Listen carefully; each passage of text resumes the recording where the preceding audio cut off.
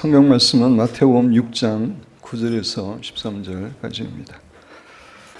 예수님께서는 주기도문을 통해서 우리가 전심으로 하나님의 이름을 찬양하고 또 하나님의 나라와 뜻이 이 땅에 이루어지기를 기도한 후에 우리의 필요에 대해서 구하라고 가르쳐 주십니다.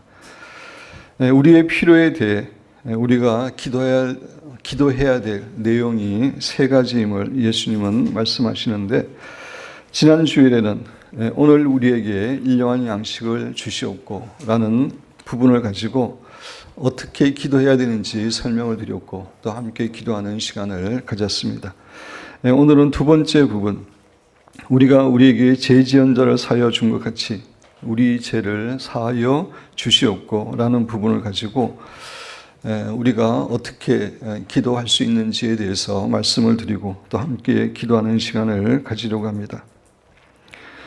예수님께서는 이 기도의 내용을 통해서 우리가 하나님께 기도할 때 우리는 반드시 우리의 제사함을 받는, 제사함을 얻기 위해서 기도해야 되고, 또 하나님께로부터 제사함을 받기 위해서는 반드시 우리가 다른 사람을 용서하는 삶을 살아야 됨을 교훈해 줍니다.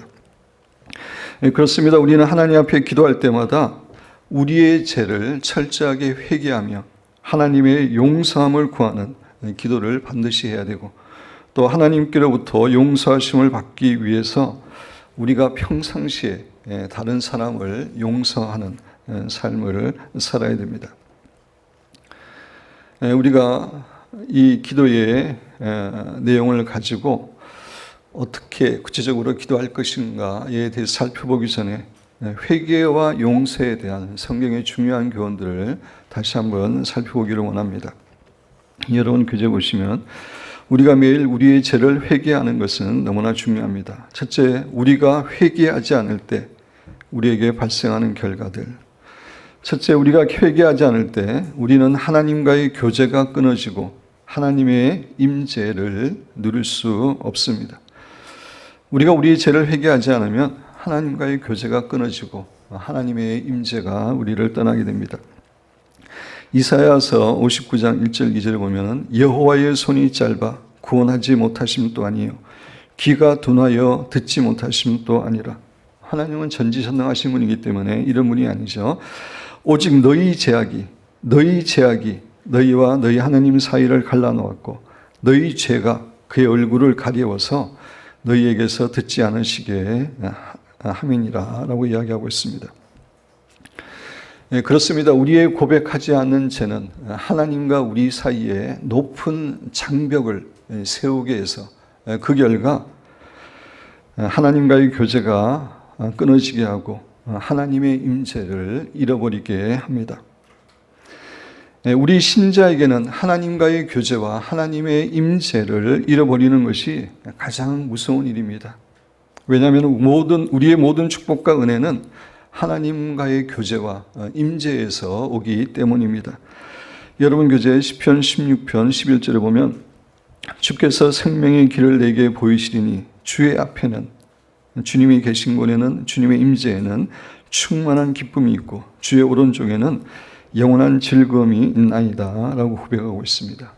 주님의 임재에는 충만한 기쁨과 영원한 즐거움을 비롯한 모든 좋은 것이 다 있습니다. 주님의 임재로부터 우리에게 모든 축복이 임합니다. 이런 의미에서 하나님과의 교제와 하나님의 임재를 잃어버리는 것은 이 세상의 물질이나 권력이나 명예를 잃어버리는 것보다 우리에게 더 훨씬 더 두렵고 무서운 일입니다. 그런데 우리가 회개하지 않을 때 하나님과의 교제가 끊어지고 하나님의 임재를 잃어버리게 되는 것입니다. 두 번째, 회개하지 않을 때 하나님께 드리는 우리의 예배가 의미를 잃게 됩니다. 우리가 회개하는 생활을 하지 않으면 우리가 하나님께 드리는 예배 자체도 의미를 잃게 됩니다. 구약의 성막에는 번제단이라는 것이 있습니다. 성막 그 입구에 성막들에 번제단이 있었는데 각을 뜬 양이나 소들을 불로 다 태워버리는 곳이었습니다. 제사장이 성소에 들어가서 하나님을 만나서 하나님을 섬기고 예배 드리기 위해서는 반드시 이 번제단을 통과해야만 갈 수 있었습니다. 이 번제단은 회개를 상징하는 것입니다. 따라서 이 번제단은 우리가 거룩하신 하나님 앞에 나아가 하나님께 예배 드리기 위해서는 반드시 회개를 통해 나아가야 됨을 교훈해 줍니다. 이런 의미에서 회개하지 않는 그러한 생활을 하는 신자들의 예배는 하나님께 전혀 의미가 없습니다. 예배 시간에 아무리 열심히 찬양을 드리고 헌금을 드리고 기도한다 할지라도 하나님께 상달되지가 않습니다. 하나님께 드리는 예배는 진정한 회개를 통해서만 가능하기 때문입니다. 세 번째, 회개하지 않을 때 우리의 양심이 서서히 무디어지고 계속해서 회개하지 않을 때는 우리의 양심이 마비되고 맙니다. 많은 신자들이 죄를 짓고도 회개하지 않고 그냥 지나가는 경우가 많이 있습니다. 그런데 우리가 작은 죄를 그냥 넘겨버리면 다음번에는 더 큰 죄를 범하게 되어 있습니다. 이것이 죄의 속성입니다. 우리가 진정으로 회개하지 않을 때 우리의 마음이 점점 단단한 돌같이 강팍하게 되고 나중에는 아주 양심이 마비되고 맙니다. 양심이 기능을 잃고 맙니다.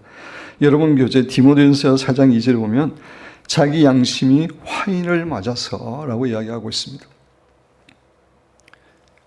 죄를 회개하지 않으면 양심이 처음에는 무디어지다가 나중에는 양심이 화인 맞게 되고 마비되게 됩니다. 우리 양심이 마비가 되면 우리에게 심각한 일들이 발생하게 됩니다. 여러분 교재에 있는데 첫째, 죄를 짓더라도 그것을 죄라고 깊이 인식하지 못하게 됩니다. 양심이 마비되고 무뎌지고 마비되면은 죄를 지었는데 성경에서 말하는 죄를 분명히 지었는데 죄를 지었다고 하는 그런 인식조차 사라지게 됩니다. 둘째로 죄라고 인식하더라도 그 죄에 대해 별로 안타까워하거나 슬퍼하지도 않고 그 죄에서 돌이키려고도 하지 않게 됩니다. 자기가 죄 지은 것은 인정을 하더라도 알게 되더라도 그 지은 죄에 대해서 정말 안타까워하고 슬퍼하고 내가 죄에서 돌이키겠다라고 하는 마음조차 생기지 않습니다. 양심이 마비된 겁니다. 화인 맞은 겁니다. 이것은 가장 무서운 영적인 상태입니다. 신약 시대에 가장 무서운 질병은 문둥병, 한센병이었습니다. 한센병의 가장 큰 특징은 무엇입니까? 감각을 잃어버리게 된다는 것입니다. 살점이 썩어져 가고 살이 썩어져 가고 살점이 떨어져 나가는데 고통을 느끼지 못합니다. 문둥병의 가장 큰 특징은 감각이 무디어지는 것입니다.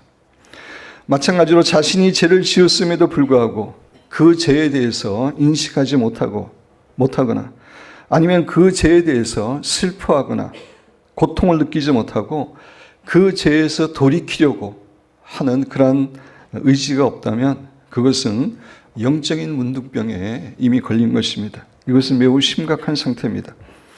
이러한 사람들은 참으로 하나님 앞에서 오랫동안 회개하고 울고 하나님의 은혜를 구해야 됩니다. 물론 어떤 사람에게는 하나님께서 한번 회개할 때 은혜를 주시지만 그런 사람은 극히 소수입니다. 대부분의 사람들은 정말 하나님 앞에서 울고 회개할 때 양심이 마비된 것이 화인 맞은 것이 치유가 됩니다. 성도 여러분, 우리가 지은 죄에 대해 깊이 회개하는 생활을 하지 않으면 이렇게 우리의 양심이 무디어지고 그것이 계속될 때는 양심이 화인 맞는 상태까지 이르게 됨을 우리는 결코 잊어서는 안 됩니다.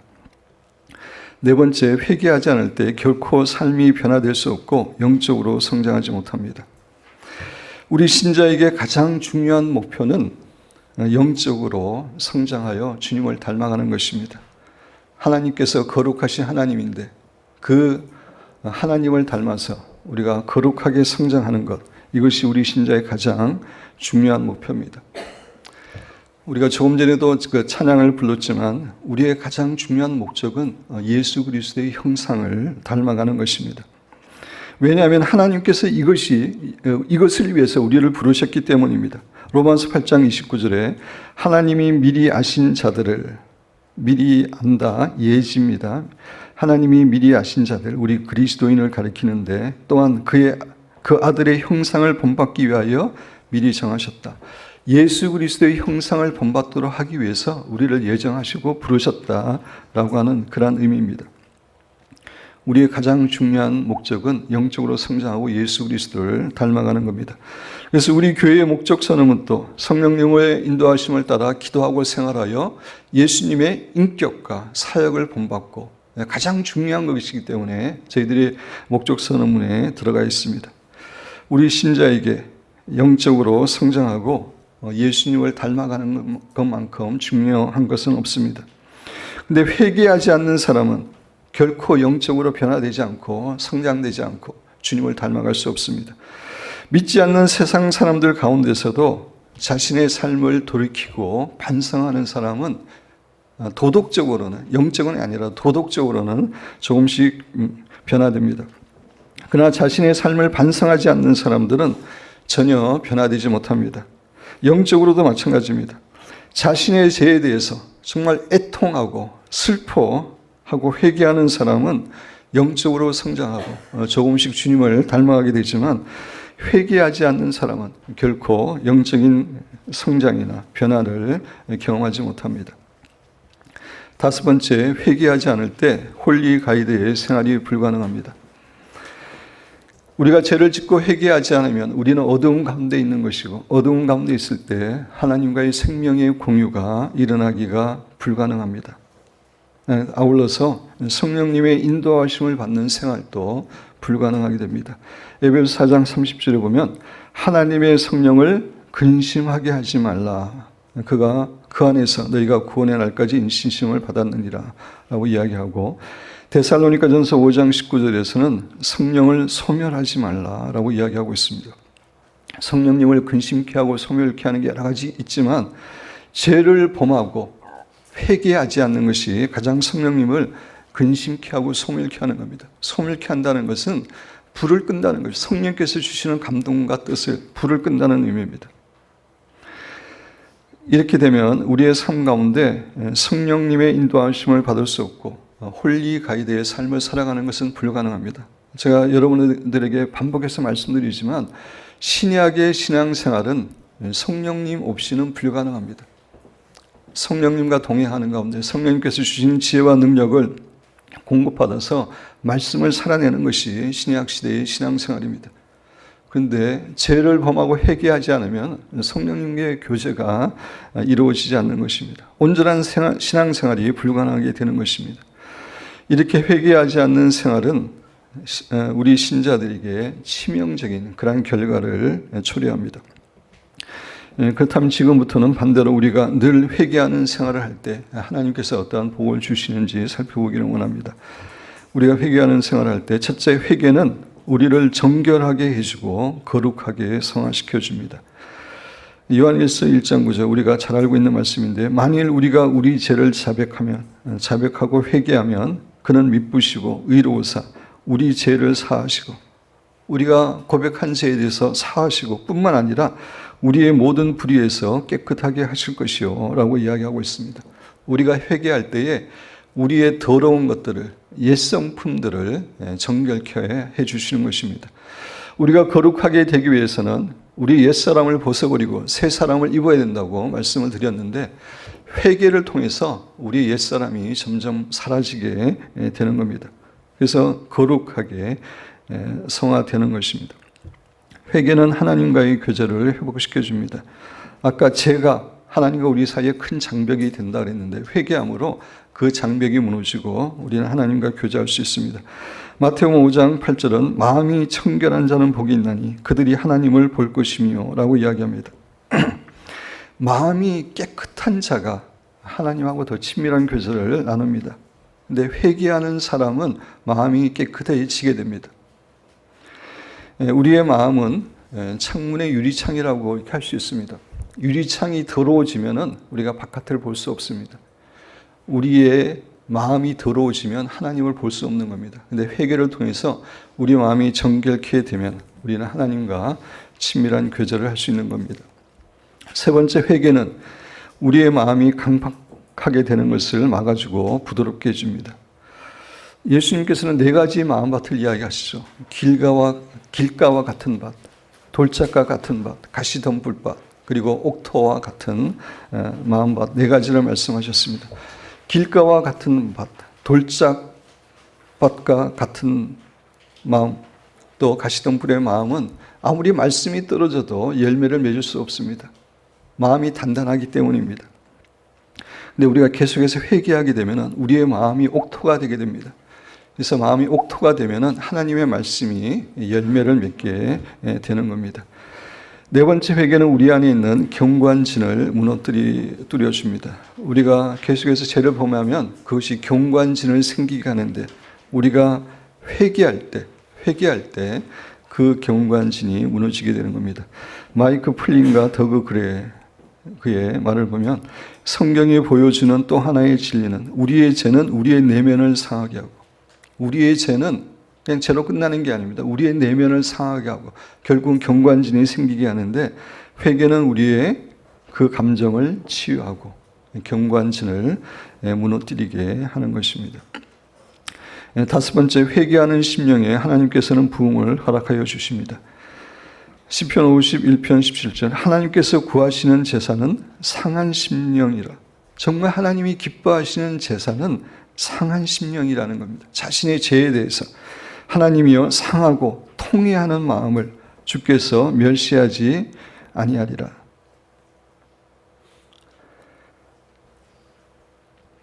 정말 하나님께서 기뻐하시는 마음은 상하고 통회하는 마음입니다. 자기 죄에 대해서 회개하고 애통하는 마음입니다.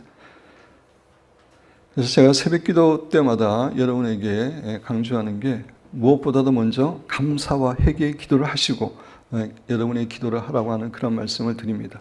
감사도 하나님이 기뻐하시는 예배가 되고 회개 자체가 하나님이 기뻐하시는 예배가 되기 때문에 감사와 회개를 기도하고 나면 하나님과의 더 깊은 기도를 할 수 있습니다. 시편 34편 18절, 여호와는 마음이 상한 자는 자신의 죄로 인해서 애통하는 자를 이야기합니다. 자신의 죄와 죄성에 대해서 상한 자를 가까이 하시고 그런 사람을 가까이 해주십니다. 충심으로 통회하는 자를 구원하시도다. 진심으로 회개하는 자를 하나님은 구원해 주십니다. 그 마음에 영적인 부흥을 허락하십니다. 역대하 7장 14절은 나라도 마찬가지임을 이야기하고 있습니다. 내 이름으로 일컫는 내 백성이 그들의 악한 길에서 떠나 스스로 낮추고, 이게 회개하는 겁니다. 악한 길에서 떠나고 낮추는 게 회개하고, 기도하여 내 얼굴을 구하면, 하나님을 찾으면 내가 하늘에서 듣고 그들의 죄를 사하고 그들의 땅을 고칠지라. 나라를 고쳐주고 나라의 영적인 부흥을 허락하실 것임을 우리에게 이야기해 주고 있습니다. 여기서 우리가 한 가지 꼭 기억해야 될 사실이 있는데, 제가 여러분에게 여러 번 강조하는 내용입니다. 우리가 회개할 때는 우리의 행위의 죄만 회개해서는 안 되고, 사실은 우리 안에 있는 죄성들, 왜곡된 성품들, 잘못된 삶의 자세들, 이러한 것들을 철저하게 회개해야 됩니다. 우리가 신앙이 성장해 갈수록 하나님 앞에서 잘못하는 행동으로 잘못하는 것은 점점 줄어들게 되어 있습니다. 그렇지만 우리가 하나님께 가까이 가면 갈수록 우리의 죄성을 더 자세히 보게 됩니다. 우리가 어떤 물체가 빛에 가까이 가면 갈수록 더 그 물체를 자세히 볼 수 있는 것처럼, 주님께 영적으로 성장해 가까이 가면 갈수록 우리의 죄성과 왜곡된 성품과 잘못된 자세를 보게 됩니다.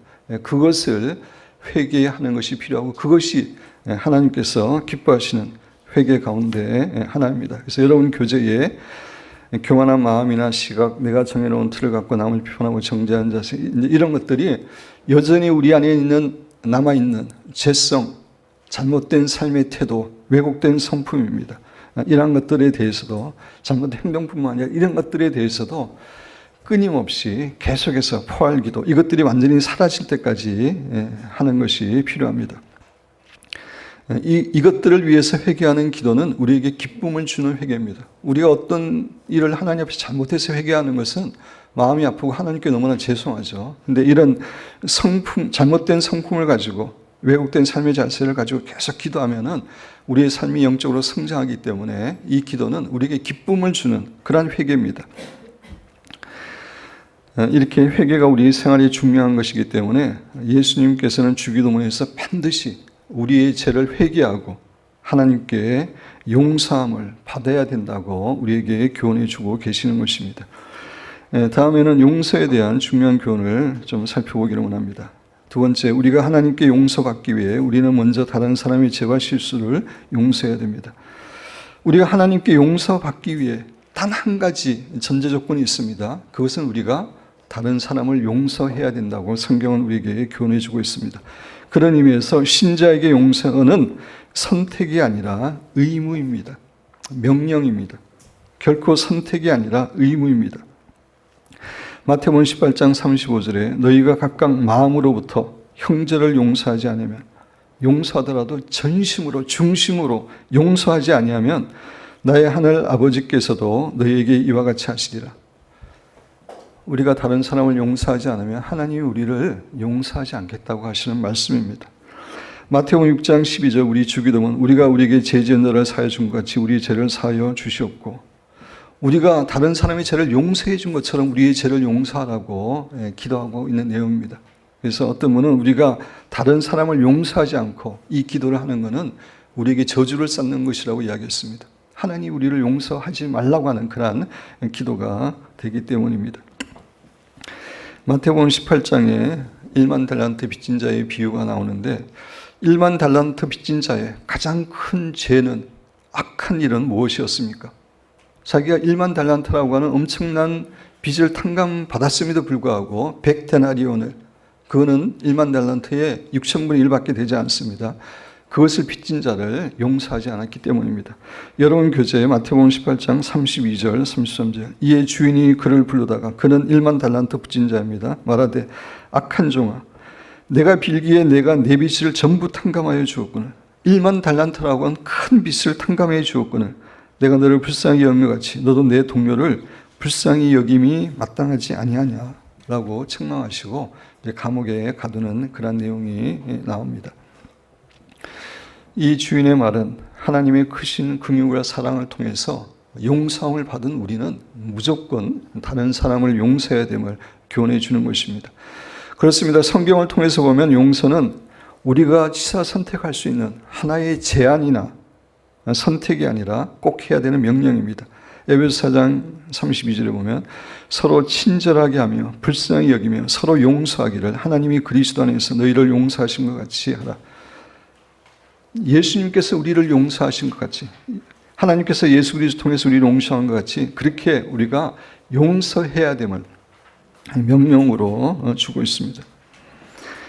우리가 다른 사람을 용서하지 않을 때 우리에게는 긍휼이 없는 심판이 임하게 되어 있습니다. 여러분 교재 야고보서 2장 13절을 보면 긍휼을 행하지 아니하는 자에게는, 용서하지 않는 자입니다. 긍휼을 행하지 않는 자에게는 긍휼 없는 심판이 있으리라. 긍휼은 심판을 이기고 자랑하느니라.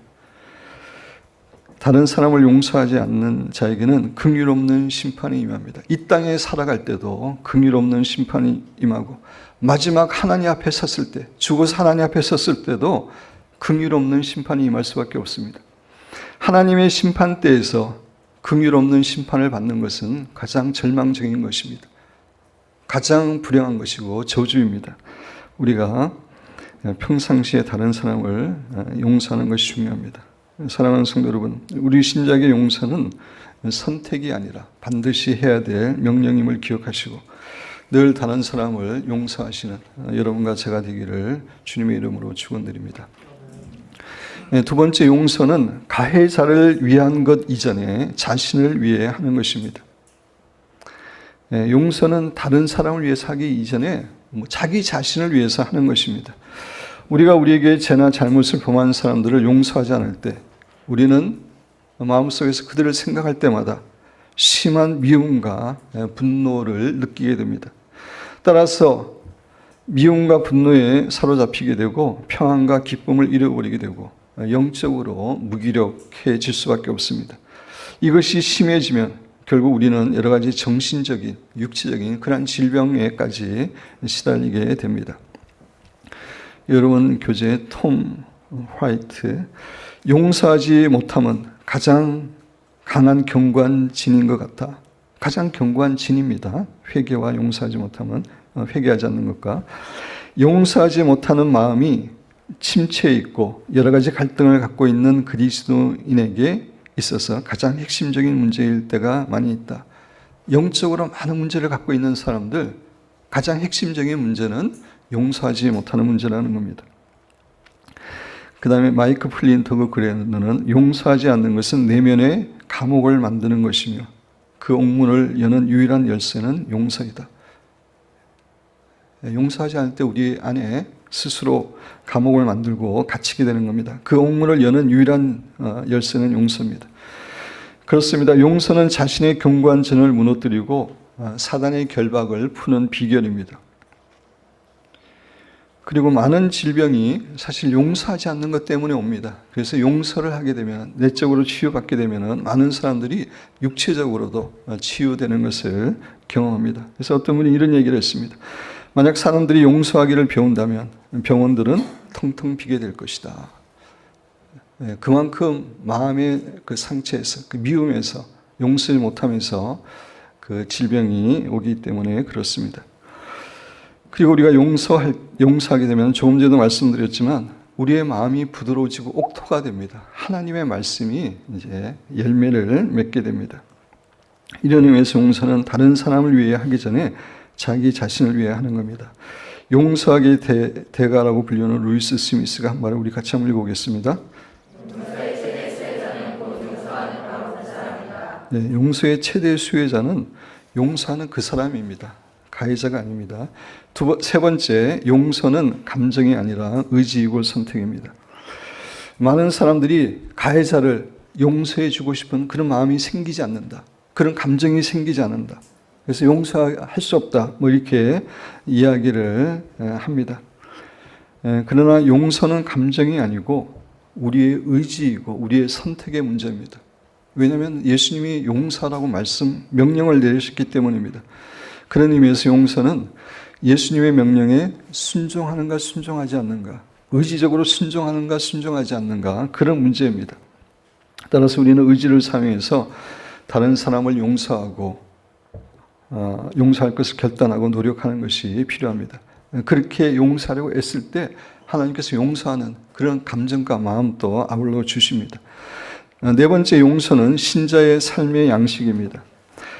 마태복음 18장 1만 달란트 비유 전에 베드로가 예수님께 와가지고 다른 사람이 나에게 잘못했을 때 몇 번 용서하면 좋겠습니까? 7번 용서하면 좋겠습니까? 그 당시에는 이제 3번까지는 용서라고 했는데 훨씬 많은 7번까지 용서하면 어떻겠습니까? 라고 질문했습니다. 그래서 예수님께서 7번 아니라 7번씩 70번까지라도 용서하라고 이야기했습니다.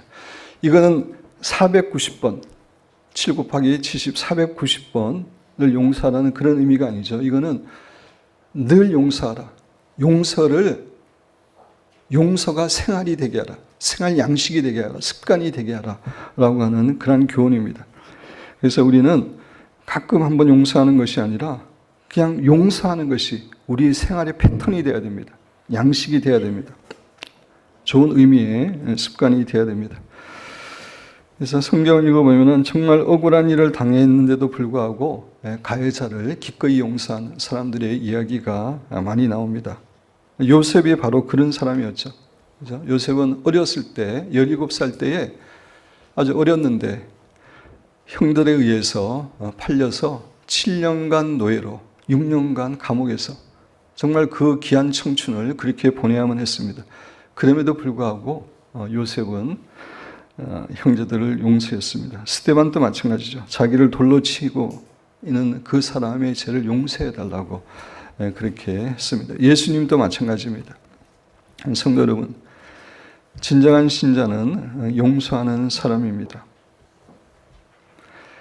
우리가 용서할 때 우리 안에 있는 그러한 경관진들이 다 무너지고 우리는 하나님과의 친밀한 교제라고 하는 그런 놀라운 축복을 누릴 수 있습니다. 사랑하는 여러분과 저는 매일매일 우리의 죄를 용서받기 위해서 다른 사람들을 늘 용서하는 그런 축복된 삶을 살아가시기를 주님의 이름으로 축원드립니다. 우리가 우리에게 죄 지은 자를 사하여 준 것 같이 우리 죄를 사하여 주시옵고 라는 부분을 가지고 이제 구체적으로 기도하는데 다른 이들을 용서하고 자유롭게 해야 됩니다. 이제 성경 구절도 이렇게 읽으시면서 기도하시고 그래서 우리 개인과 가족과 공동체에게 말과 행동으로 피해를 끼친 그러한 사람들 하나하나 우리 마음속에 용서하지 못하는 사람이 없어야 됩니다. 그때까지 우리가 계속 용서해야 되고 용서에는 흔히 4단계가 있는데 제가 내적 치유에 대해서 할 때 설명을 드렸습니다. 한번 그냥 읽어보시고 우리가 이런 4단계를 통해서 용서하게 된다 그런 얘기입니다. 함께하는 단계는 우리가 용서한 사람이 우리와의 교제를 기뻐하면 함께 할 수 있지만 그 사람이 거부하면 할 수 없는 겁니다. 참고로 이렇게 알고 가시고 두 번째, 앞으로도 우리에게 잘못을 범하는 사람들을 늘 용서하기로 결단해야 됩니다. 하나님, 용서가 제 생활 양식이 되게 하여 주옵소서. 늘 어떤 사람이라도 용서하려고 하는 그 마음을 준비하고 결단해야 됩니다. 우리가 계속해서. 세 번째, 하나님께서 우리의 죄를 용서해 주시도록 구체적으로 고백하고 회개해야 됩니다. 그래서 우리의 죄들을, 행위의 죄들을 먼저 구체적으로 회개하는데 우리 행위의 죄, 말로 범한 죄, 마음으로 범한 죄. 죄를 회개할 때는 그 지정의가 다 포함되어야 되죠. 내가 죄를 범했습니다. 하나님 앞에서 큰 죄를 범했습니다. 인정을 하고 알고 인정해야 되고 두 번째로는 감정이 포함되어야 됩니다. 그 죄에 대해서 정말 슬퍼하고 애통하는 마음을 가져야 됩니다. 그 죄로 인해서 하나님의 마음을 아프게 하고 사탄이 마음대로 역사하도록 허락했고 내가 하나님의 축복을 누리지 못한 것에 대해서 안타까운 마음을 감정을 가져야 되고 세 번째 의지적으로 그 죄에서 돌이키는 그런 그 자세를 가져야 됩니다. 그것이 진정한 회개입니다. 그 다음에 아까 말씀드린 대로 우리의 죄성과 왜곡된 성품과 잘못된 삶의 자세에 대해서 포할 기도를 통해서 기도하는 거 하나님께서 기뻐하십니다. 애통하는 자가 복이 있다. 애통한다는 것은 자기의 죄성 때문에 애통하는 겁니다. 자기 안에 있는 하나님이 기뻐하지 않는 모습 때문에 애통하는 자는 위로를 받고 하나님의 은혜를 누리게 되는 것입니다. 여기에 해당 여러 가지 내용들이 있지만 특별히 우리에게 해당되는 것을 체크하고 그것에 대해서는 포할 기도를 통해서 오래 기도해야 됩니다. 몇 개월, 몇 년 이렇게 기도해야 될 문제입니다. 없어질 때까지 기도해야 되기 때문에. 세 번째, 하나님의 용서를 확신하고 감사하기 이렇게 성경 구절을 읽으면서 이렇게 확신하면 되겠습니다. 그래서 한 10분 정도 좀 시간이 지났지만 10분 정도 시간을 드릴 테니까 여기 그 단계를 거쳐서 다른 사람을 용서하고 또 우리의 죄를 고백하는 그런 시간을 하나님 앞에서 갖도록 하겠습니다.